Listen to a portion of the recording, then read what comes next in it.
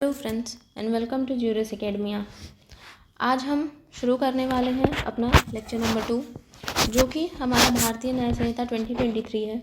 तो अब तक के लेक्चर में हमने देखा था भारतीय न्याय संहिता 2023 के अब तक के लेक्चर में हमने देखा था इंट्रोडक्शन देखा था। इंट्रोडक्शन में हमने हिस्टोरिकल बैकग्राउंड देखा था, आईपीसी से बीएनएस कैसे आया, आईपीसी कब ड्राफ्ट हुई, एनैक्टमेंट कब हुआ उसका, और बीएनएस का एनैक्टमेंट कब हुआ, उसके सारे सेक्शंस देखे, चैप्टर्स देखे, कितने ऑफेंसेस ऐड हुए, डिलीट हुए, ये सारी चीज़ों को हमने देखा।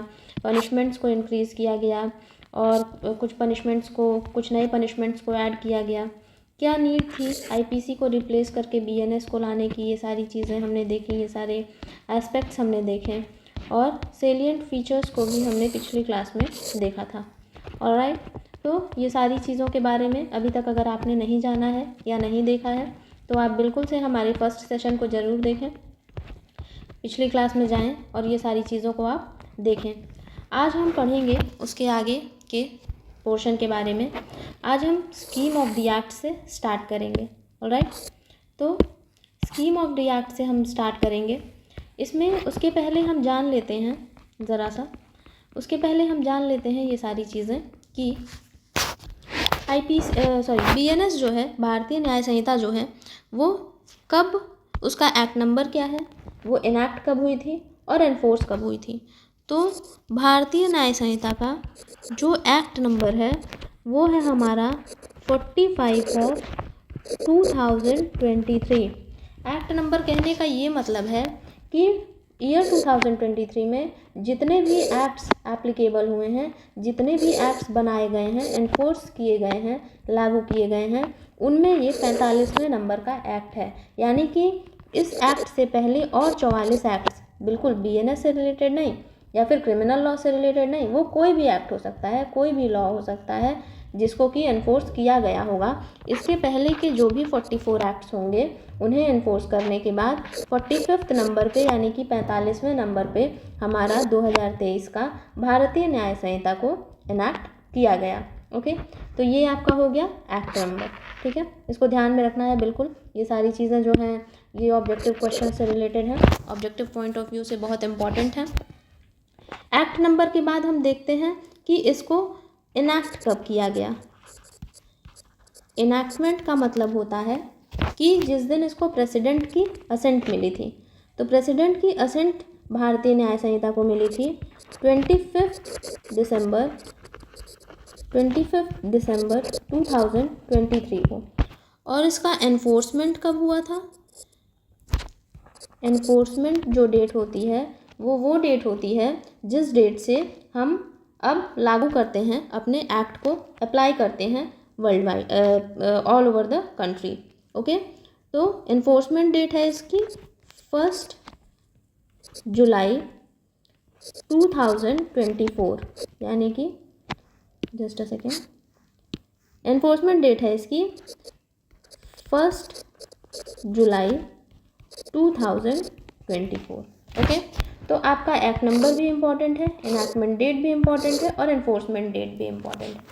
ये सारी चीज़ों को ध्यान में रखते हुए अब हम स्कीम ऑफ द एक्ट की तरफ बढ़ते हैं।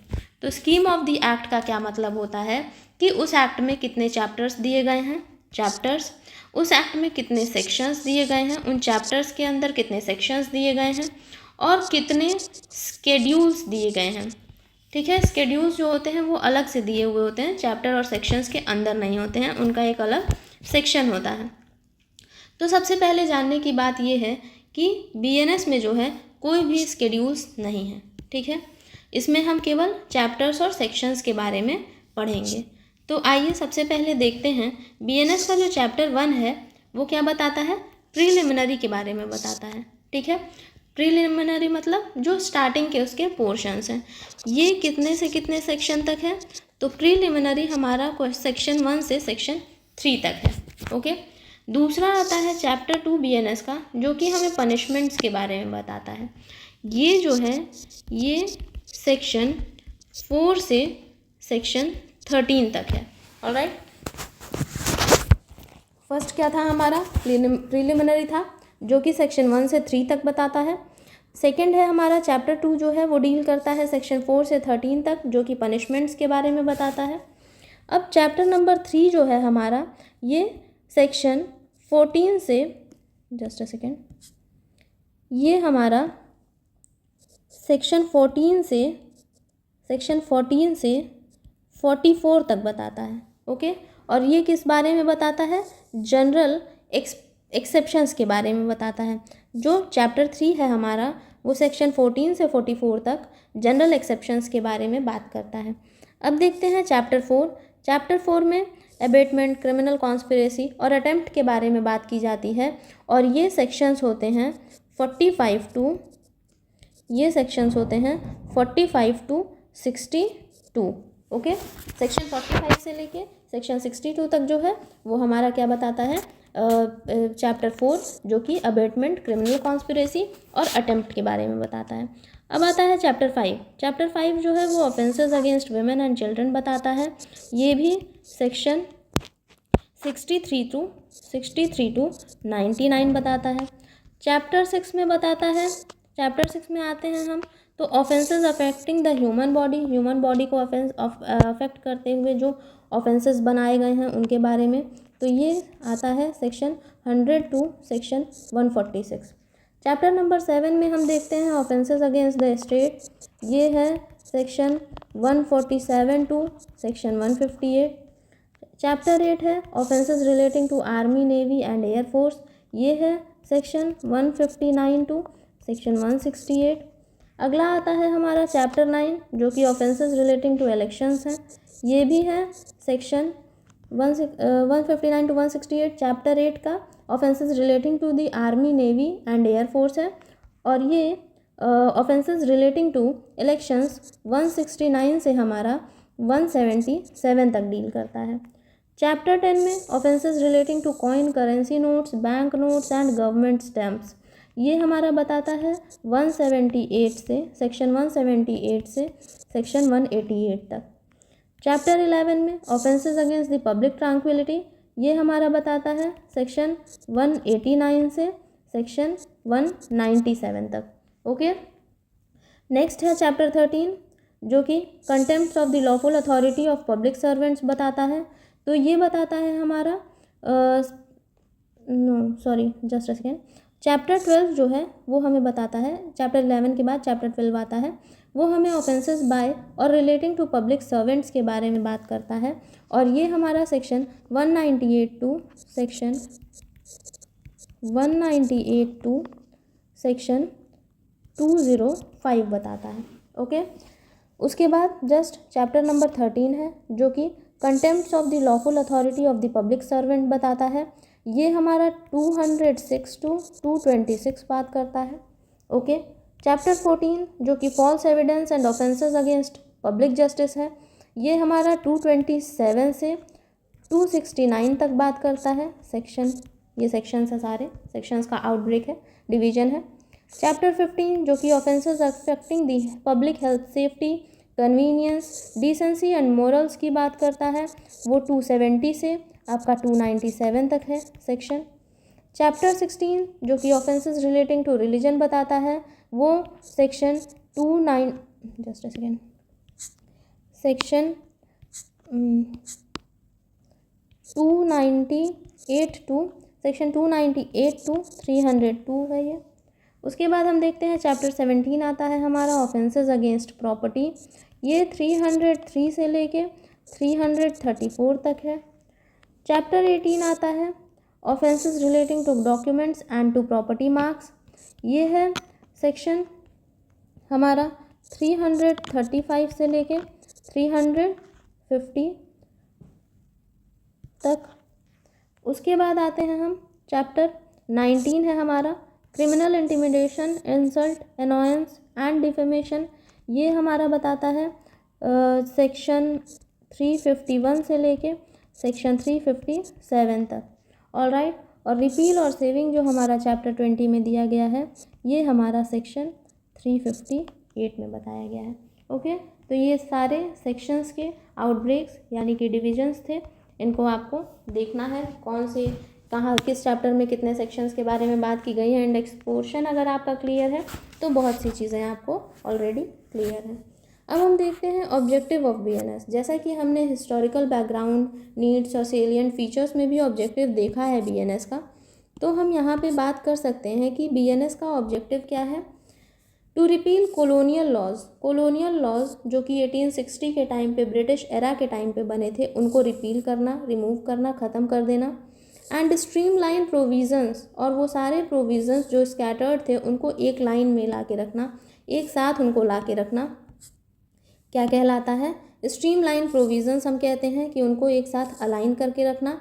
Related to the offences and penalties, किससे रिलेटेड वो प्रोविजंस को एक साथ रखना, या किससे रिलेटेड प्रोविजंस को स्ट्रीमलाइन करना, तो जो प्रोविजंस ऑफेंसेस और पेनल्टीज से रिलेटेड हैं, पनिशमेंट से रिलेटेड हैं, उन्हें स्ट्रीमलाइन करना। और कॉलोनियल लॉज जो कि आउटडेटेड लॉज हो चुके थे, जैसे कि आईपीसी जो था वो आउटडेट हो चुका था, उसको रिपील करने के लिए हमने क्या किया, नया लॉ इनैक्ट किया, जिसको हम बीएनएस कहते हैं, भारतीय न्याय संहिता कहते हैं।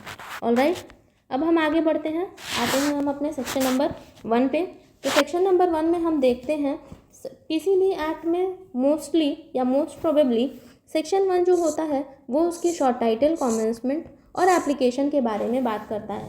मतलब कि उस एक्ट का नाम क्या होगा, कब उस एक्ट को एनफोर्स किया गया होगा, यानी कि कब से वो एक्ट लागू होगा, और उसका एप्लीकेशन कहाँ तक होगा, वो एक्ट कहाँ कहाँ अप्लाई होगा। तो हम सबसे पहले देखते हैं section 1 lays down 3 main pillars of the भारतीय न्याय संहिता 2023। सेक्शन 1 जो है वो भारतीय न्याय संहिता के 3 मेन पिलर्स को बताता है। सबसे पहला है टाइटल एंड एनैक्टमेंट, बिल्कुल जिसको हम शॉर्ट टाइटल कहते हैं। दूसरा है टेरिटोरियल एप्लीकेशंस, ये कहाँ कहाँ एप्लीकेबल होगा, कौन क्राइम्स अगर इंडिया के अंदर करता है तो लाइबल होगा। एक्स्ट्रा टेरिटोरियल ज्यूरिसडिक्शन है जो कि बताता है कि कौन इंडिया के बाहर क्राइम करता है तो लाइबल होगा। ओके, ये कमेंसमेंट के बारे में भी बताता है, एप्लीकेशन के बारे में भी बताता है, और शॉर्ट टाइटल के बारे में भी हमें बताता है। तो आइए टाइटल एंड एनैक्टमेंट में हम देखते हैं नेम और स्टार्ट डेट देखते हैं हम सबसे पहले, ठीक है, कि क्या नाम है उस एक्ट का और क्या उसकी स्टार्ट डेट है, किस दिन वो स्टार्ट हुआ है। This is the introductory part that formally names the law and its date of enactment. बिल्कुल ये इंट्रोडक्टरी पार्ट है, ये तो हम सभी को पता है। यहाँ पे हम देखेंगे उसका नाम क्या है, शॉर्ट टाइटल और the official name. This law is called the भारतीय न्याय संहिता 2023। इस लॉ को हम क्या कहते हैं, भारतीय न्याय संहिता 2023। ओके, सेकेंड आता है हमारा कमेंसमेंट, कब ये कमेंस हुआ है। तो जो इसकी स्टार्ट डेट है, बिल्कुल ऐसा ज़रूरी नहीं है कि जिस दिन कोई एक्ट बनाया गया उसी दिन उसको कमेंस कर दिया गया, नहीं। तो उसके लिए बताया जाता है it comes into force on a date announced by the central government via a notification in the official gazette. ये एक्ट उस दिन एनफोर्स हो जाएगा, उस दिन एनफोर्स में आ जाएगा जिस दिन सेंट्रल गेजेट में सेंट्रल गवर्नमेंट के द्वारा कोई नोटिफिकेशन निकाल दिया जाएगा। उस नोटिफिकेशन में ये बता दिया जाएगा कि हाँ, इस दिन से हम क्या कर रहे हैं, अपने भारतीय न्याय संहिता को लागू कर रहे हैं। तो उस दिन से जो हमारी भारतीय न्याय संहिता है वो लागू हो जाएगी, ठीक है। तो ऑफिशियल गेजेट में दिया जाता है, जैसे भारत का राजपत्र हमारे डेली न्यूज़पेपर्स में छपता है, तो वो हमारा क्या है, ऑफिशियल गेजेट है। उसमें आप देखते होंगे न्यूज़पेपर में एक भारत का राजपत्र लिख के एक कंटेंट टाइप का आता है, उसमें सारी चीज़ें बताई गई रहती हैं, इन्फॉर्मेशन दी गई रहती है। अगर कोई चीज़ इनैक्ट होने वाली है, कोई बिल पास होने वाला है, कोई बिल पास हुआ है, उसको अप्लाई करना है, तो ये सारी चीज़ें उस ऑफिशियल गेजेट में हमारे दी हुई होती हैं, ठीक है। तो ये होता है उसका कमेंसमेंट। उसके बाद हम आते हैं टेरिटोरियल एप्लीकेशन पे। देखिए ये सब सेक्शंस के हिसाब से डिवाइडेड है। शॉर्ट टाइटल सबसे पहले सबसेक्शन 1 में दिया हुआ है, कमेंसमेंट सबसेक्शन 2 में दिया हुआ है, और एप्लीकेशंस जो हैं उसके 3 ऑनवर्ड्स दिए हुए हैं। तो थर्ड में बताया गया है टेरिटोरियल एप्लीकेशन। टेरिटोरियल एप्लीकेशन में हम कह सकते हैं कि वो crimes committed with in India, वो क्राइम्स जो कि क्या हैं, इंडिया के अंदर कमिटेड हैं, ठीक है। सेक्शन 3 हमारा डील करता है इंट्रा टेरिटोरियल जुरिसडिक्शन से, ये बहुत इम्पॉर्टेंट पार्ट है, ठीक है। स्टार मार्क मत करिए, इम्पॉर्टेंट लिख लीजिए। ये क्या है हमारा, इम्पॉर्टेंट है, ठीक है। इंट्रा टेरिटोरियल जुरिसडिक्शन क्या है, फिर एक्स्ट्रा टेरिटोरियल जुरिसडिक्शन क्या है, ये सारी चीज़ें हमारी इम्पॉर्टेंट है। तो इंट्रा टेरिटोरियल जुरिसडिक्शन एक यूजुअल लैंग्वेज में हम ये समझ सकते हैं कि इंडिया के अंदर, इंडिया की जो फिज़िकल टेरिटरी है, जोग्राफिकल टेरिटरी है, उसके अंदर अगर कोई क्राइम कमिट होता है तो उस पर क्या होगा, BNS अप्लाई होगी। This part establishes that BNS applies to everyone within India's physical borders. यानी कि इंडिया का जो टेरिटरी है, इंडिया की जो जोग्राफिकल टेरिटरी है, उसके अंदर कोई भी क्राइम अगर कमिट होता है तो उस पर क्या अप्लाई होगा, BNS अप्लाई होगा। उस क्राइम के लिए पनिशमेंट कहाँ से मिलेगी, BNS से मिलेगी। ट्रायल कैसे होगा, तो BNS के ऑफेंसेस के बेसिस पे होगा। ठीक है, उसके बाद हम ये समझ लेते हैं कि यूनिवर्सल लाइबिलिटी इन इंडिया और every person is liable. India के अंदर अगर कोई क्राइम कमिट हो रहा है तो इंडिया के अंदर ही रहते हुए BNS उस पर एप्लीकेबल होगा, ये उसकी यूनिवर्सल लाइबिलिटी है। और हर पर्सन जो होगा वो लाइबल होगा, चाहे वो इंडिया का सिटीज़न है या फिर वो फॉरेनर है। बिल्कुल, any person regardless of there nationality, कोई भी पर्सन, उसकी नेशनैलिटी से मैटर नहीं करता कि वो यहाँ का है, यानी कि इंडिया का है, पाकिस्तान का है, बांग्लादेश का है, अफ़गानिस्तान का है, US का है, UK का है, कोई मतलब नहीं है। सिटीज़न और फॉरेनर, चाहे वो सिटीज़न है या फॉरेनर है, हु कमिट्स एन एक्ट और omission contrary to the law within India is liable for punishment under the BNS। ठीक है, कोई भी ऐसा पर्सन जो कि कोई भी एक्ट या ऑफेंस ऐसा कमिट करता है इंडिया के अंदर, चाहे वो सिटीज़न है या फॉरेनर है, जो कि क्या है, कोई भी एक्ट या ओमिशन ऐसा कमिट करता है इंडिया के अंदर जो कि हमारे लॉ से कॉन्ट्रेरी है, मतलब क्या है कि प्रोहिबिट है ऐसा करना, तो फिर वो किससे पनिशमेंट मिलेगी उसको, BNS के अंदर वो लाइबल होगा, BNS के अंदर वो पनिशेबल होगा। ओके, ये थी हमारी इंट्रा टेरिटोरियल ज्यूरिसडिक्शन, जो बताता है कि इंडिया की जोग्राफिकल टेरिटरी के अंदर अगर कोई सिटीज़न या फॉरेनर कोई क्राइम कमिट करता है तो उसकी लाइबिलिटी जो है वो कहाँ बनेगी, वो BNS के अंदर बनेगी। कोई एक्ट करता है, जैसे कोई इलीगल एक्ट कर दिया, चोरी कर दिया, या फिर कोई ओमिशन करता है, जैसे कि क्या कर दिया, उसने किसी को अपनी प्रेमाइसेस से बाहर कर दिया। ठीक है, तो ये क्या होगा, ये BNS के अकॉर्डिंग उसको पनिशमेंट मिलेगी। या फिर मान लीजिए कि वो लीगली बाउंड था कोर्ट में प्रेजेंट होने के लिए। ओमिशन का क्या मतलब है, मैं ये बता रही हूँ। ओमिशन का क्या मतलब है कि कोई, हम ये आपको यहाँ बताना चाह रहे हैं कि ओमिशन क्या है। एक्ट तो ये था कि उसने चोरी की, अब ओमिशन ये होता है कि कोई ऐसा काम जो करने के लिए वो बाउंड था लेकिन उसने नहीं किया। जैसे उसको कोर्ट में प्रेजेंट होना था, बहुत टाइम तक समन्स उससे मिले लेकिन वो कोर्ट में प्रेजेंट नहीं हुआ, तो ये क्या है, उसने ओमिशन किया है। अब उसको कैसे पनिशमेंट मिलेगी, तो वो BNS के अंदर लाइबल होगा। ऑलराइट, अब हम देखते हैं, जैसे ओमिशन में हम एक चीज़ ये भी देख सकते हैं कि अगर कोई प्रिजनर है, वो जेल में बंद है, ठीक है, तो जेलर की ये ड्यूटी है कि वो उसको खाना दे। ठीक है, लेकिन जेलर क्या करता है, उसको खाना प्रोवाइड नहीं करता है लंबे समय तक, एक दिन भी नहीं करता है या लंबे समय तक भी नहीं करता है, तो वो क्या हो जाएगा, वो उसका ओमिशन है। उसको क्या करना था, उसको खाना देना था लेकिन उसने खाना नहीं दिया। ये बेसिक राइट्स होते हैं प्रिजनर्स के, तो लेकिन उसने खाना नहीं दिया तो वो क्या हो जाएगा, ये उसने ओमिशन कमिट किया है। तो वो किसके थ्रू लाइबल होगा, वो BNS के प्रोविजंस के थ्रू लाइबल होगा। सब सेक्शन 4 हमारा यहाँ पे एक्स्ट्रा टेरिटोरियल ज्यूरिसडिक्शन की बात करता है, जो कि बताता है क्राइम्स कमिटेड आउटसाइड इंडिया, वो क्राइम्स जो कि इंडिया के बाहर कमिट किए गए हैं। ठीक है, तो इंडिया के बाहर कमिट किए गए हैं, उसका क्या मतलब है, this is crucial expansion of jurisdiction allowing India to prosecute certain crimes committed globally. ये कुछ ऐसा एक्सपेंशन है हमारे BNS का जो कि ये बताता है कि वो क्राइम्स जो ग्लोबली भी कमिट किए गए हैं उन्हें इंडिया में प्रोसिक्यूट किया जा सकता है। कैसे, इंडियन सिटीजन्स अब्रॉड या Indian citizens world wide, abroad मतलब कि फॉरेन कंट्रीज़ में या फिर दुनिया में कहीं भी।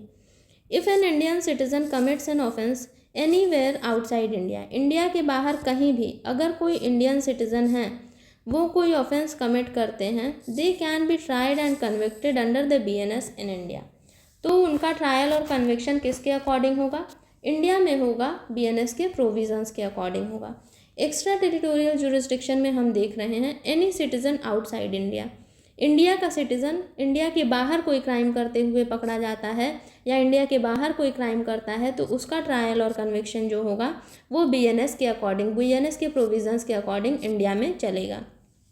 ठीक है, उसी तरह से सबसेक्शन 5 जो है वो बताता है, सबसेक्शन 5 में हम कहते हैं कि अच्छा, सबसेक्शन 4 में हम ये भी देख सकते हैं, ये एक सवाल होता है कि क्या कोई पर्सन जो है वो इंडिया में ट्राई किया जा सकता है अगर वो ऑफेंस जो है वो बाहर कमिट किया है, तो मतलब कि आउटसाइड इंडिया कमिट किया है तो बिल्कुल इंडियन लॉज अलाउ करते हैं, बीएनएस अलाउ करता है कि अगर कोई इंडियन सिटीज़न है वो कोई ऑफेंस कमिट करता है कहीं पर भी इंडिया के बाहर, तो उसका ट्रायल और कन्विक्शन जो होगा वो बीएनएस के अकॉर्डिंग होगा, बीएनएस के प्रोविजंस के अकॉर्डिंग होगा।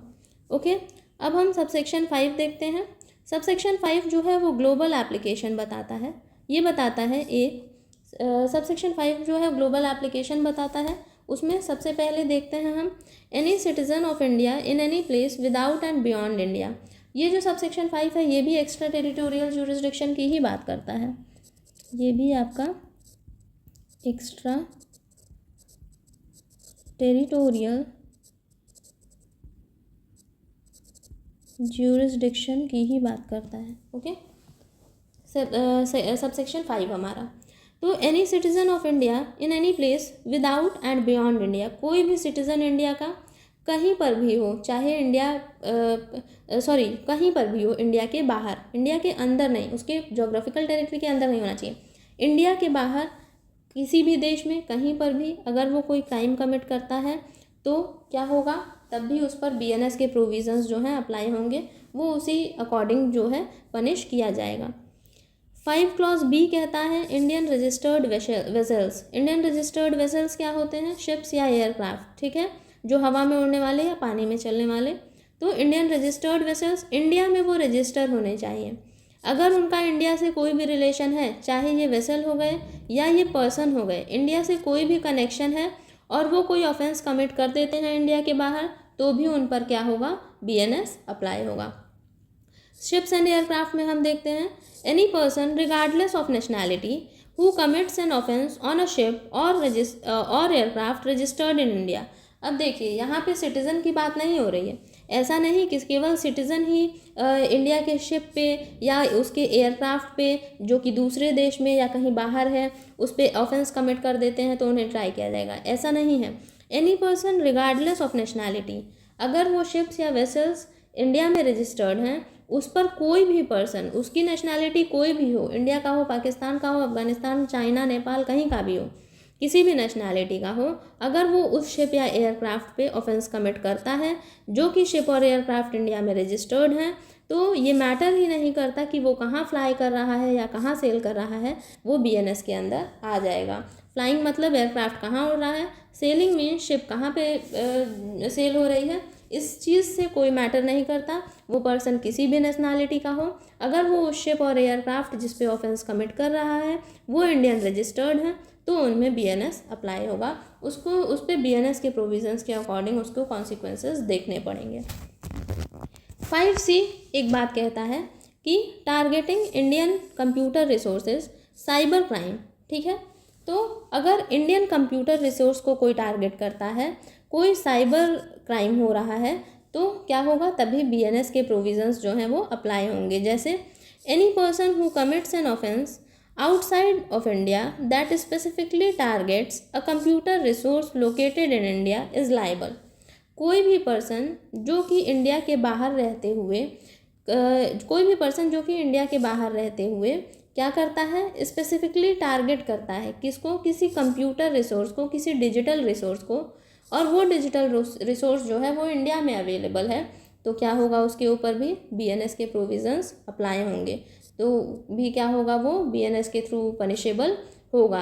कोई पर्सन बाहर है और इंडिया के डिजिटल रिसोर्सेज को टारगेट करता है, उससे साइबर क्राइम, डिजिटल फ्रॉड, ये सारी चीज़ों को करता है, तो उसके ऊपर बीएनएस अप्लाई होगा।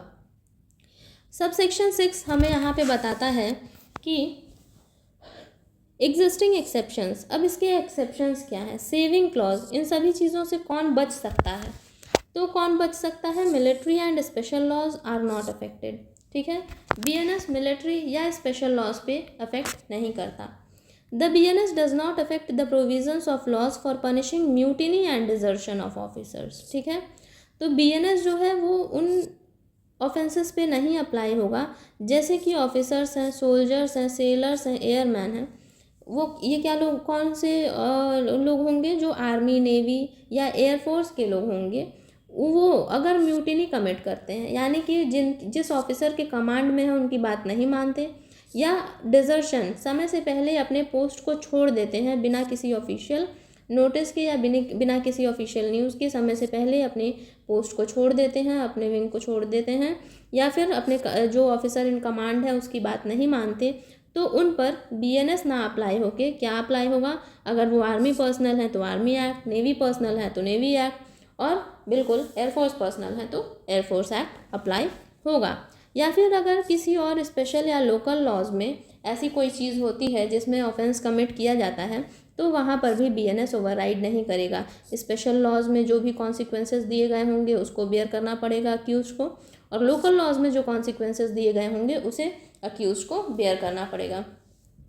लेकिन ये जो BNS मिलिट्री लॉज पर लागू हो रहा है, वो केवल म्यूटिनी और डिजर्शन के केस में लागू हो रहा है। अब ऐसा नहीं है कि कोई ऑफिसर जो है किसी का मर्डर कर दिया है तो उसके लिए उस पर BNS अप्लाई नहीं होगा, नहीं, ऐसा नहीं होगा। सिर्फ यहाँ पे 2 ही कैटेगरीज को प्रोटेक्ट किया गया है, जो डिजर्ट कर देते हैं अपनी नौकरी को, या फिर जो कमांड की ऑफिसर इन कमांड की बात नहीं सुनते। ठीक है, तो ये था हमारा 6 टैब्यूलर फॉर्म में भी हमने देखा है, आप इसको ज़रूर से देखिएगा, आपको चीज़ें ज़्यादा अच्छे से समझ में आएंगी।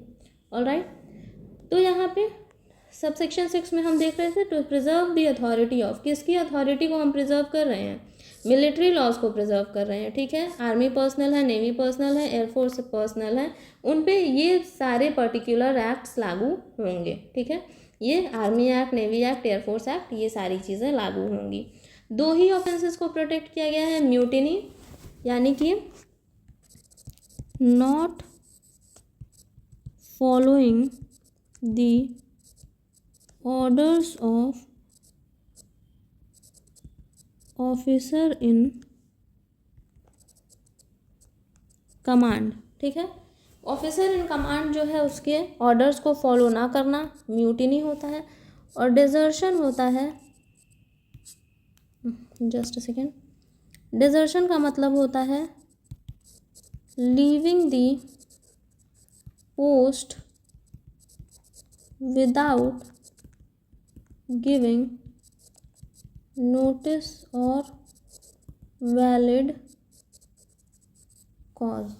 ओके, तो ये सारी चीज़ें क्या है, mutiny, not following the orders of officer in command, और desertion, leaving the post without giving notice और वैलिड कॉज। ठीक है, तो ये क्या है, ये हमारा आ जाता है इन्हीं 2 ऑफेंसेस को सेविंग क्लॉज में प्रोटेक्ट किया गया है, मिलिट्री रूल्स में प्रोटेक्ट किया गया है। स्पेशल लॉज में जैसे कि SC/ST एक्ट में कोई ऑफेंस कमिट होता है तो इसके अकॉर्डिंग गवर्न होगा। NDPS एक्ट में अगर ऑफेंस कमिट होता है तो NDPS एक्ट के अकॉर्डिंग गवर्न होगा। NDPS एक्ट जो है वो narcotic drugs and psychotropic substances acts हैं, इनमें गवर्न होगा। BNS के प्रोविजंस इन लोकल या स्पेशल लॉज को ओवरराइड नहीं करेंगे, ये बहुत ही क्लियर कर देने वाली बात है।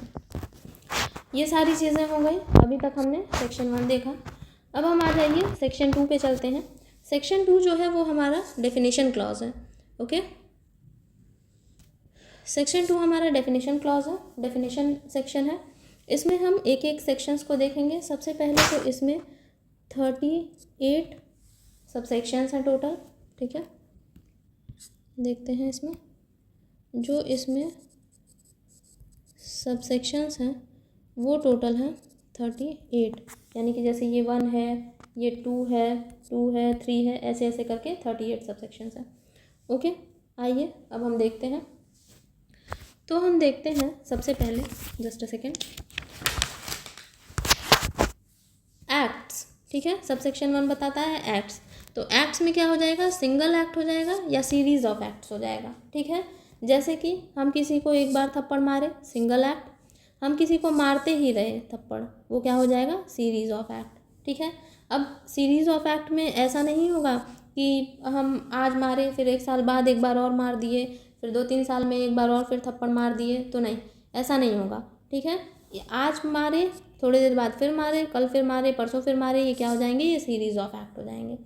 और एक ही बार केवल अगर मारे तो वो क्या हो जाएगा, सिंगल एक्ट हो जाएगा। तो एक्ट में क्या क्या चीज़ें आ जाती हैं, एक्ट में सिंगल एक्ट भी हो सकता है और सीरीज ऑफ एक्ट भी हो सकता है। कोई काम को एक बार किया जाए या उसको उस काम को बार बार किया जाए, बार बार किया जाए, बार बार किया जाए, और किसी काम को एक बार किया जाए, तो क्या हो जाएगा, एक्ट हो जाएगा और सीरीज ऑफ एक्ट हो जाएगा। ये दोनों ही एक्ट की डेफिनेशन में आएंगे। ओके, नेक्स्ट है हम सबसेक्शन 2 देखते हैं, 2 क्लॉज 2 देखते हैं। उसमें एनिमल बताया गया है। तो एनिमल को क्या बताया गया है, living creature other than a human being. ठीक है, कोई भी लिविंग क्रिएचर हो, बस वो ह्यूमन बीइंग ना हो तो क्या होगा, वो एनिमल होगा। उसमें कुत्ता, बिल्ली, गाय, भैंस, बकरी सब कुछ आ जाएंगे। ये साइंस वाला एनिमल नहीं है, क्योंकि साइंस वाले एनिमल में बिल्कुल ह्यूमन बीइंग को भी एनिमल ही कहा जाता है। लेकिन यहाँ पे जो एनिमल की डेफिनेशन है इसमें यहाँ पे जो ह्यूमन की डेफिनेशन, एनिमल की डेफिनेशन है इसमें कुत्ता, बिल्ली, कैट, लायन, डॉग, टाइगर, ये सारी चीज़ें ही बस एनिमल की डेफिनेशन में आएंगी। ओके, नेक्स्ट हम देखते हैं चाइल्ड। चाइल्ड में क्या है, सबसेक्शन 3 होता है child. Means any person below the age of 18 years. कोई भी पर्सन, चाहे वो लड़का है या लड़की है, मेल है या फीमेल है, बॉय है और गर्ल है, वो 18 ईयर्स से कम का है अगर, तो वो चाइल्ड की डेफिनेशन में आएगा। ठीक है, क्लियर एज थ्रेशहोल्ड इसमें दिया गया है, 18 ईयर्स से कम होना चाहिए। सबसेक्शन 4 बताता है काउंटरफीट। काउंटरफीट का क्या मतलब है, काउंटरफीट का सिंपल सा मतलब है जाली, नकली, duplicate. Okay, a person is said to counterfeit who causes one thing to resemble another thing, intending by means of that resemblance to practice deception, or knowing it to be likely that deception will thereby be practiced। जैसे कि हम देखते हैं कि 500 का duplicate note बना देते हैं लोग। ठीक है, 500 का डुप्लीकेट नोट बनाते हैं। तो किसी भी चीज़ को इस तरीके से बनाना कि सामने वाला उसे देख के सच माने, और हमारा इंटेंशन उसे डिसीव करने का हो, उसको धोखा देने का हो, उसके साथ छल करने का हो, तो वो क्या हो जाएगा, काउंटरफीट हो जाएगा। अब ये काउंटरफीट केवल पैसे के रेफरेंस में नहीं, जैसे हम शू की ब्रांड्स देखते हैं। ठीक है, तो उसमें कई बार एडिडास है, वहीं लिख देगा एडिबास। अब सारी चीज़ें, लोगो वगैरह सब सेम है। ठीक है, बस उसके एक लेटर में डिफरेंस है थोड़ा सा, हम समझते हैं कि वो वही असली है। ठीक है, वो हम क्या करते हैं, ये भी क्या है, काउंटरफीटिंग है। उसी तरह से हम देखते हैं बिस्लरी की बॉटल होती है। ठीक है, जस्ट अ सेकेंड, हम देखते हैं बिस्लरी की बॉटल है, कलर सेम है, लोगो सेम है, पैटर्न सेम है, लिखने का सब कुछ सेम है, वहीं लिख देगा बिलसरी। ठीक है, तो ये बिलसरी और ये बिस्लरी क्या है, ये काउंटरफीटिंग है। तो काउंटरफीटिंग का मतलब होता है कि किसी भी चीज़ को एकदम उसी तरीके से ओरिजिनल बनाना, जिससे हम ये दिखा सकें कि हाँ उसी तरीके का वो ओरिजिनल चीज़ ही है। क्यों, किस पर्पस के लिए, डिसीव करने के लिए, धोखा देने के लिए। हम ये जानते हैं कि वो जो चीज़ है वो गलत है, फिर भी हम दूसरे को डिसीव कर रहे हैं, तो वो हमारा क्या हो जाएगा, काउंटरफीट हो जाएगा। हम किसी डुप्लीकेट चीज़ का यूज़ कर रहे हैं किसी को डिसीव करने के लिए। ओके, तो ये होता है counterfeit. This section defines the term counterfeit and establishes the key elements for someone to be considered as counterfeiting। तो सबसे पहले इसके की एलिमेंट्स क्या हैं, इंटेंशन और नॉलेज ऑफ डिसेप्शन। बिल्कुल, अगर हम कोई डुप्लीकेट चीज़ बना रहे हैं तो हमारा अच्छा इंटेंशन थोड़ी है उसको लेके, हम चाहते हैं कि हम धोखा दे के कुछ, जो होता है एक तरह से डुप्लीकेसी होती है चीज़ों की। जैसे कि हमने नोट्स के बारे में भी पढ़ा कि किसी नकली नोट को बिल्कुल इस तरीके से बना देना कि वो बिल्कुल असली जैसा दिखे, और उसके बाद उसको मार्केट में चला देना, या फिर जिसको भी देना इस इंटेंशन से देना कि वो उससे डिसीव हो जाए, हमारा उससे गेन हो जाए। ये सारी चीज़ें होती हैं। जैसे एडिडास का शू है, उस पर कई बार काउंटरफीटिंग करके एडिबास लिख दिया जाता है। बिस्लरी की बोतल है पानी की, उस पर कई बार काउंटरफीट करके उसको बिलसरी लिख दिया जाता है। ये सारी चीज़ें काउंटरफीटिंग में आती हैं। इंटेंशन और नॉलेज ऑफ डिसेप्शन, ये एलिमेंट है इसका कि काउंटरफीट करते हैं जब हम, या फिर कोई भी अक्यूज्ड, तो उसको पता होता है कि वो डिसेप्शन के नॉलेज से या इंटेंशन से काउंटरफीट कर रहा है, यानी कि जो है धोखा देने के इंटेंशन से वो काम कर रहा है। The act requires either the intention to deceive someone by creating a resemblance और the knowledge that deception is likely to occur due to the resemblance. Resemblance create करके, नकली को बिल्कुल असली दिखा के किसी को डिसीव करना, इस इंटेंशन के साथ उस एक्ट को करना कि हम उसको डिसीव कर सकें, धोखा दे सकें और खुद के लिए कुछ गेन कर सकें, उसे हम क्या कहते हैं, काउंटर फीट कहते हैं। आईपीसी के साथ काउंटर फीटिंग का कंपैरिजन हम देखते हैं। तो इसमें क्या है, ये आईपीसी में सिंगल सेक्शन में नहीं दिया हुआ था, अलग अलग सेक्शंस में दिए गए थे। अभी 2+4 में ही हमारा काउंटर फीट बीएनएस में बताया गया है। आईपीसी में इसके जो रिलेवेंट सेक्शंस थे, सेक्शन 230, 231, 232, ये सारी चीज़ें counter fitting of currency note से, गवर्नमेंट स्टैम्प से, सील्स से डील करती थी। अब हम आ जाते हैं अपने सबसेक्शन 5 पर, जो कि कोर्ट दिया हुआ है। तो कोर्ट का क्या मतलब है, कोर्ट मीन्स अ जज who is empowered by law to act judicially alone और अ बॉडी ऑफ जजेस। ठीक है, तो हम क्या समझ सकते हैं कि कोर्ट का मतलब होता है कोई एक जज या फिर बॉडी ऑफ जजेस, एक से अधिक जजेस मिलके अगर कोई काम लॉ के अंदर करते हैं, लॉ के द्वारा ऑथराइज्ड है करने के लिए, जुडिशली एक्ट करते हैं, अलोन करते हैं या एज अ बॉडी करते हैं, तो हम क्या कहते हैं, उन्हें कोर्ट कहते हैं। ठीक है, जज और बॉडी ऑफ जजेस इज एक्टिंग जुडिशली, वो जज या बॉडी ऑफ जजेस जो हैं वो जुडिशल कैपेसिटी में एक्ट कर रहे हैं, तो हम उन्हें जज कहेंगे। ठीक है, अगर वो एडमिनिस्ट्रेटिव कैपेसिटी में काम कर रहे हैं तब वो जज नहीं कहलाएंगे। अ सिंगल जज who has the legal authority to make decisions on legal matters alone, एक सिंगल जज जिसके पास लीगल अथॉरिटी है, लॉ के द्वारा उसको अथॉरिटी दी गई है कि वो डिसीजंस ले सकता है किसी लीगल मैटर्स पे अकेले या फिर पैनल के साथ, तो हम उसे, जब वो अकेले लेता है अलोन तो सिंगल जज कहते हैं, जब वो पैनल के साथ यानी कि एक से अधिक जजेस के साथ मिलकर डिसीजन लेता है तो हम उसे ग्रुप ऑफ जजेस यानी कि जजेस कहते हैं। ओके, तो जज में सिंगल जज और बॉडी ऑफ जजेस दोनों ही आ जाएंगे। इसमें क्या है, सिंगल जज का एग्जांपल, अ डिस्ट्रिक्ट जज hearing a civil dispute between two parties, दो पार्टीज़ के बीच में अगर सिविल डिस्प्यूट है कोई, उसको डिस्ट्रिक्ट जज सुन रहा है। बॉडी ऑफ जजेस में क्या हो जाएगा, a division bench of the high court hearing an appeal. ठीक है, कोई अपील की सुनवाई हो रही है कहाँ पे, हाई कोर्ट में, और क्या है वहाँ पे, डिवीज़न बेंच है, यानी कि कई जजेस की बेंच है, पैनल है एक तरीके से, तो हम उसको क्या कहेंगे, बॉडी ऑफ जजेस। 6 में बताता है death, death means the death of human being unless the contrary appears from the text. ठीक है, तो डेथ का क्या मतलब है, death of the human being, इसमें किसी जानवर की, कुत्ते बिल्ली की, किसी कीड़े की डेथ के बारे में नहीं बताया गया है, इसमें सिर्फ और सिर्फ डेथ ऑफ ह्यूमन बीइंग होना चाहिए। सबसेक्शन 7 कहता है डिसऑनेस्टली। ठीक है, डिसऑनेस्टली में हम क्या जानते हैं, means doing anything with the intention of causing wrongful gain to one person और wrongful loss to another person. Dishonestly का मतलब होता है कपटपूर्ण तरीके से, मतलब कि हमारा ऐसा इंटेंशन हो कि किसी एक्ट को करने से हमें रॉन्गफुल गेन हो, या फिर हम जिस एक्ट को करने से हमें रॉन्गफुल गेन हो रहा है उससे किसी दूसरे पर्सन को रॉन्गफुल लॉस हो जाए। ठीक है, एक पर्सन को रॉन्गफुल गेन हो और दूसरे पर्सन को रॉन्गफुल लॉस हो जाए। जैसे एग्जांपल हम ले सकते हैं कि हम किसी दुकान में जाते हैं, ठीक है, हम किसी शॉप में एंटर करते हैं, हम उन्हें अपना हाथ दिखा के कहते हैं कि भैया वो वाला सामान दीजिए।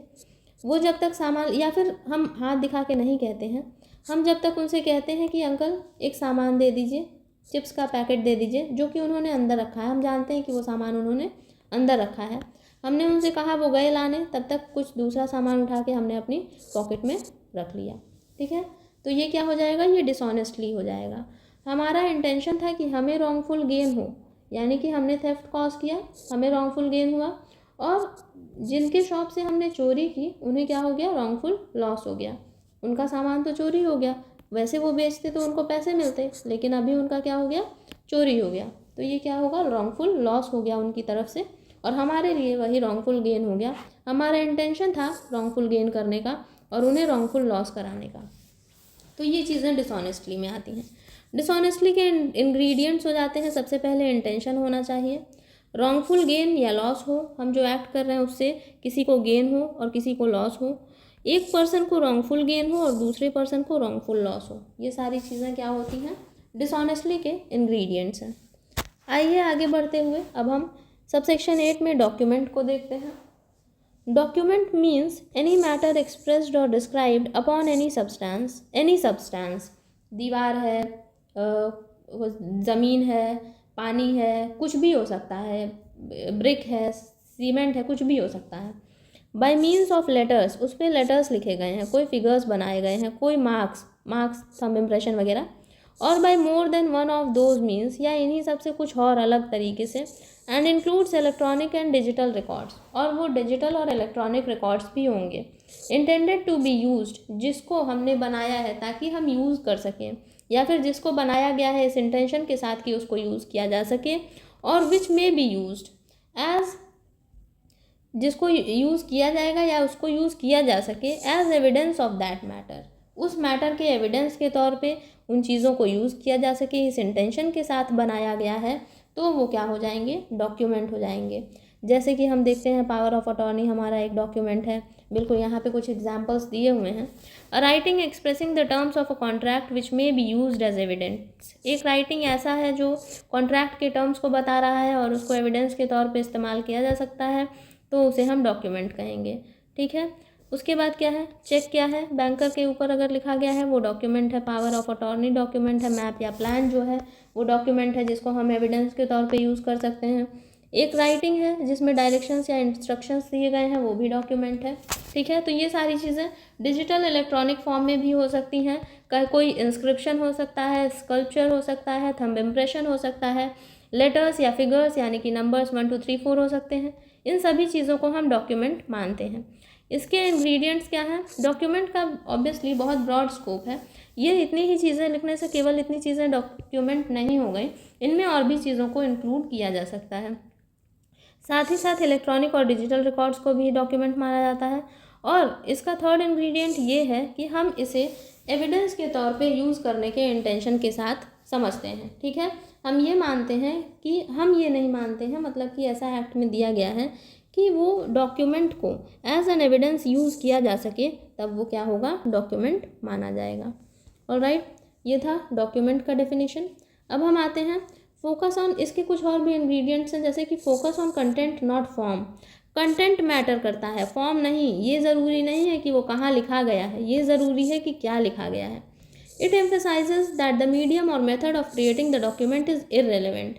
वो एक कागज़ पे लिखा गया है, एक पत्थर पे लिखा गया है, एक मिट्टी पे उसका चित्रण किया गया है, ये सारी चीज़ें बिल्कुल ज़रूरी नहीं है। क्या लिखा गया है और किस रेफरेंस से वो रेलेवेंट हो सकता है, बस ये ज़रूरी है।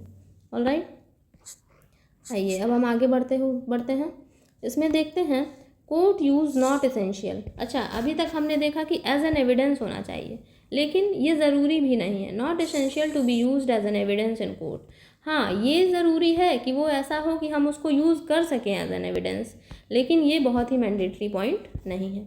ठीक है, जैसे कि हम देख सकते हैं कॉन्ट्रैक्ट्स हैं, चेक्स हैं, मैप्स हैं, रिटन इंस्ट्रक्शंस हैं, ये सभी डॉक्यूमेंट्स की डेफिनेशन में आते हैं। आइए नेक्स्ट हम देखते हैं 9 fraudulently. Fraudulently means doing anything with the intention to defraud but not otherwise. ठीक है, हमारा इंटेंशन क्या है, डिफ्रॉड करने का है। ठीक है, फ्रॉड करने का है। डिसऑनेस्टली और फ्रॉड्यूलेंटली दोनों ही अलग अलग चीज़ें हैं। ठीक है, तो हम क्या कर रहे हैं, डिफ्रॉड कर रहे हैं। हम जानते हैं कि वो चीज़ सही नहीं है, फिर भी बता रहे हैं कि वो सही है। जैसे कि अगर हम किसी को घोड़ा बेच रहे हैं, ठीक है, हम किसी को घोड़ा बेचते हैं, हम जानते हैं कि उस घोड़े को बीमारी है। ठीक है, हम जानते हैं कि उस घोड़े को कोई बीमारी है। एक सेकंड अच्छे से लिख दूँ। हम किसी को घोड़ा बेच रहे हैं और हम जानते हैं कि उस घोड़े को कोई बीमारी है। ठीक है, लेकिन हमने जिसे उस घोड़े को बेचा, ए ने उस बी को वो घोड़ा बेचा, तो उसने इसे बिल्कुल नहीं बताया कि उस घोड़े को कोई बीमारी है। तो ये क्या है, ये बी के साथ फ्रॉड कमिट किया गया है। किसने कमिट किया है, ए ने कमिट किया है। ए ने बी के साथ फ्रॉड कमिट किया है। ओके, चलिए डेफिनेशन ऑफ फ्रॉड्यूलेंटली में इंग्रेडिएंट्स क्या है, इंटेंशन होना चाहिए फ्रॉड का। ठीक है, डिफ्रॉड करने का इंटेंशन होना चाहिए। It focuses on the crucial element of intentional deception for personal benefit. Personal benefit के लिए, कि घोड़ा तो किसी काम का नहीं है, बस किसी तरह से हट जाए, उसके बदले में हमें कुछ पैसे मिल जाएं, हमारा कोई नुकसान ना हो, तो ये क्या है, पर्सनल बेनिफिट के लिए अगर हम इंटेंशनल डिसेप्शन करते हैं, हम जानते हैं कि उससे वो चीज़ गलत है, लेकिन फिर भी हम उसको सही करके बता रहे हैं, तो वो हमारे लिए क्या है, फ्रॉड्यूलेंटली की मीनिंग में आता है। आईपीसी के सेक्शन 25 में दिया गया था। इसमें एक केस आता है doctor S Datt versus state of Uttar Pradesh, 1966 का सुप्रीम कोर्ट का जजमेंट है ये। इसमें कोर्ट ने कहा, the court held that a person is said to do an act fraudulently if he does that thing with intention to defraud. इसमें कहा गया कि हम मानते हैं कि एक पर्सन जो है किसी काम को फ्रॉड्यूलेंटली करता है अगर वो उस काम को इस इंटेंशन से करता है कि वो दूसरे को डिफ्रॉड कर सके, दूसरे के साथ छल कर सके, कपट कर सके। ठीक है, तो ये इस केस में बताया गया था। BNS definition directly defines फ्रॉड्यूलेंटली and emphasises the element of intention. BNS की जो डेफिनेशन फ्रॉड्यूलेंटली है वो डायरेक्टली डिफाइन करती है अपने आप को, फ्रॉड्यूलेंटली को, और उसमें एलिमेंट जो है वो इंटेंशन को बताया गया है। यानी कि इंटेंशन अगर अच्छा है तो वो फ्रॉड नहीं है, इंटेंशन अगर डिफ्रॉड करने का है तो वो क्या है, फ्रॉड्यूलेंटली है। ऑलराइट, अब आता है सबसेक्शन 10 जेंडर, जो कि बहुत ही इंपॉर्टेंट डेफिनेशन है। जस्ट अ सेकेंड, इसको भी हम इम्पॉर्टेंट लिख लेते हैं। ठीक है, ये बहुत ही इंपॉर्टेंट डेफिनेशन है। तो अभी क्या है, इसको the pronoun he and its derivatives, ये एडेड है, ये भारतीय न्याय संहिता में नया जोड़ा गया है, एडेड भी लिख देते हैं। ठीक है, तो ये क्या है, the pronoun he and its derivatives are used of any person whether male, female और ट्रांसजेंडर। अभी तक मेल फीमेल था, अब ट्रांसजेंडर को भी इसमें इंक्लूड किया गया है। तो ये जो प्रोनाउन है ही और उसके जो डेरिवेटिव्स होंगे उसमें क्या क्या इंक्लूड हो जाएगा, मेल भी होगा, फीमेल भी होगा और ट्रांसजेंडर होगा। ठीक है, अगर ही लिखा रहेगा तो उसमें हम मेल भी मानेंगे, ही लिखा रहेगा तो उसमें हम फीमेल भी मानेंगे, और ही लिखा रहेगा तो उसमें हम ट्रांसजेंडर भी मानेंगे। ठीक है, अभी तक क्या था, केवल मेल और फीमेल था। BNS में जब जेंडर को लाया गया है, सबसेक्शन 10 में ऐड किया गया है, उसमें जो नए चेंजेस किए गए हैं उसमें ही में पर्सन में जेंडर में ट्रांसजेंडर को भी इंक्लूड किया गया है, ही में ट्रांसजेंडर को भी इंक्लूड किया गया है। एक्सप्लेनेशन कहता है, transgender shall have the meaning assign to it in clause K of section 2 of the transgender persons protection of rights act 2019। यानी कि transgender persons protection of rights act 2019 में जो ट्रांसजेंडर की डेफिनेशन सेक्शन 2K में दी हुई है, उसी transgender की डेफिनेशन को हम यहाँ लेके चलेंगे। ओके, अब हम बताते हैं सेक्शन 2 सबसेक्शन 10 में जो भारतीय न्याय संहिता जेंडर को डिफाइन करती है वो अपने प्रोनाउन के यूसेज पे करती है। ठीक है, क्या मतलब है इसका, प्रोनाउन रेफरेंस देना। He, the pronoun he and its derivatives are used to refer to any person regardless of their gender identity, male, female और ट्रांसजेंडर। अब यहाँ पे जो प्रोनाउन ही का यूज़ किया गया है वो अपने जो प्रोनाउन ही का यूज़ किया गया है उसमें कोई जेंडर आइडेंटिटी नहीं है। ही का मतलब जो हम इंग्लिश में पढ़ते हैं कि केवल मेल के लिए यूज़ करते हैं, यहाँ पे ऐसा कुछ नहीं है। यहाँ पे क्या है, ही जो है वो मेल के लिए भी यूज़ होगा, फीमेल के लिए भी और ट्रांसजेंडर के लिए भी यूज़ किया जाएगा। ट्रांसजेंडर की डेफिनेशन हमने देखा कि सेक्शन 2 सबसेक्शन K में, सेक्शन 2 क्लॉज K में transgender persons protection of rights act 2019 में बताया गया है। ये डेफिनेशन जो है वो जेंडर न्यूट्रल लैंग्वेज है with in the legal code. इस लीगल कोड में जेंडर न्यूट्रल कैसे, क्योंकि ही में ही हम मेल को, फीमेल को और ट्रांसजेंडर को मान ले रहे हैं। ठीक है, तो जेंडर न्यूट्रल का क्या मतलब है कि किसी भी एक कैटेगरी के लिए कोई एक प्रोनाउन नहीं दिया गया है, एक ही प्रोनाउन जो ही है वो मेल के लिए भी है, फीमेल के लिए भी है और ट्रांसजेंडर के लिए भी है। तो ये जेंडर न्यूट्रल बनाता है जेंडर की डेफिनेशन को। ऑलराइट, उसके बाद हम ये चीज़ों को आईपीसी के सेक्शन 8 में देखते थे। The word transgender was not included in the definition of gender. IPC के सेक्शन 8 में जब जेंडर की डेफिनेशन थी तो उसमें ट्रांसजेंडर वर्ड को इंक्लूड नहीं किया गया था। The Indian penal code section 8 doesn't have a dedicated definition of gender. Indian penal code में जेंडर की बहुत डेडिकेटेड डेफिनेशन नहीं थी। It clarifies pronoun usage in different ways. ये अलग अलग तरीके से प्रोनाउन के यूसेज के बेसिस पे मेल फीमेल को कैटेगराइज करता था। अब क्या कनेक्शन है BNS सेक्शन 210 और नालसा केस में। ठीक है, तो NALSA versus Union of India बहुत ही लैंडमार्क जजमेंट है ये सुप्रीम कोर्ट का। ये क्या है, ये ट्रांसजेंडर्स के बारे में कुछ बताता है, देखते हैं। National Legal Services Authority versus Union of India 2024 क्या है, is a landmark judgement of Supreme Court of India. Supreme court की ये लैंडमार्क जजमेंट है, ऑनरेबल सुप्रीम कोर्ट की ये लैंडमार्क जजमेंट है। Which declared transgender people the third gender, जिस case में ट्रांसजेंडर पीपल को थर्ड जेंडर कंसिडर किया गया, डिक्लेयर किया गया। affirmed that the fundamental rights granted under the Constitution of India will be equally applicable to them। और ये कहा गया कि जो फंडामेंटल राइट्स कॉन्स्टिट्यूशन में ग्रांट किए गए हैं, कॉन्स्टिट्यूशन ऑफ इंडिया में पर्सन्स को ग्रांट किए गए हैं, वो इक्वली एप्लीकेबल होंगे ट्रांसजेंडर्स पर ही। मेल फीमेल पर तो थे ही, अब वो ट्रांसजेंडर्स पर भी इक्वली एप्लीकेबल होंगे, ऐसा NALSA versus Union of India के केस में सुप्रीम कोर्ट ने कहा था। and gave them the right to self identification of their gender as male, female और third gender। और उन्हें उनके सेल्फ आइडेंटिफिकेशन के लिए एक राइट दिया जिसमें उन्होंने थर्ड जेंडर को भी इंक्लूड किया। जैसे कि हम देखते हैं अब फॉर्म्स में क्या लिखा होता है, मेल लिखा होता है, उसके आगे ब्लॉक बना होता है टिक करने के लिए, फीमेल के आगे ब्लॉक बना होता है टिक करने के लिए, और वहीं थर्ड जेंडर या कभी कभी ट्रांसजेंडर भी लिखा होता है, उसके आगे ब्लॉक बना रहता है टिक करने के लिए। ठीक है, तो ये सारी चीज़ें बहुत ही लैंडमार्क चेंजेस थे जो इस केस से ट्रांसजेंडर्स के लिए आए, बहुत ही पॉजिटिव चेंजेस थे ये। Both the BNS and NALSA judgement address the issue of gender identity and promote a more inclusive legal and social landscape for transgender people.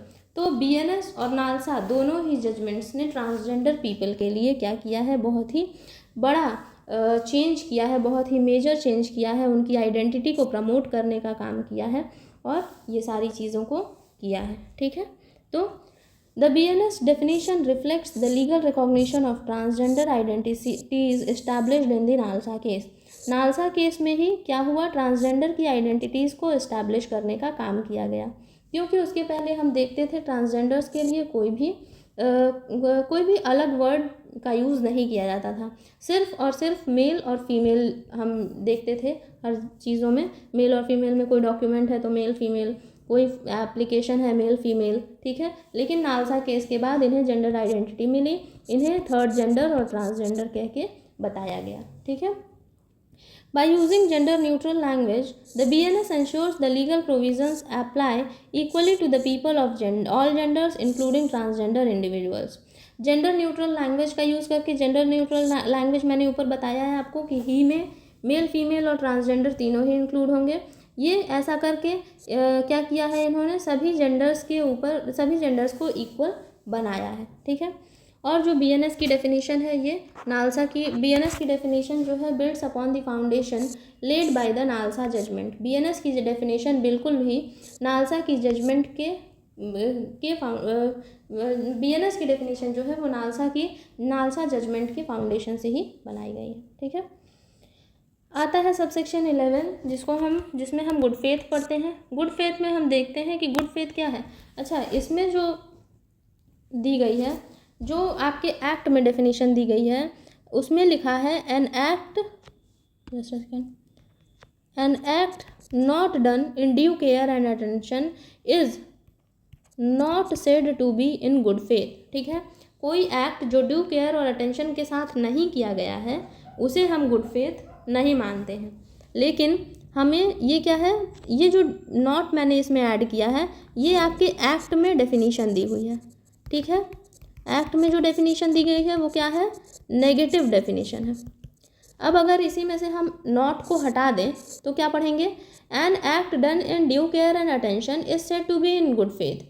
कोई भी एक्ट जो कि ड्यू केयर और अटेंशन के साथ किया गया है वो क्या माना जाएगा, गुड फेथ माना जाएगा।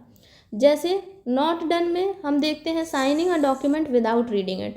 ये विदाउट रीडिंग इट क्या है, not with due care and attention है। ठीक है, विदाउट रीडिंग इट क्या है, ये नेगेटिव है, ये नेगेटिव डेफिनेशन का एग्जाम्पल है। ठीक है, तो कोई भी डॉक्यूमेंट साइन कर देना बिना उसको पढ़े तो वो क्या हो जाएगा, वो गुड फेथ में नहीं होगा। और गुड फेथ में क्या होगा, अगर हम उसको पढ़ के साइन करते हैं। ठीक है, तो उसके बाद हम देखते हैं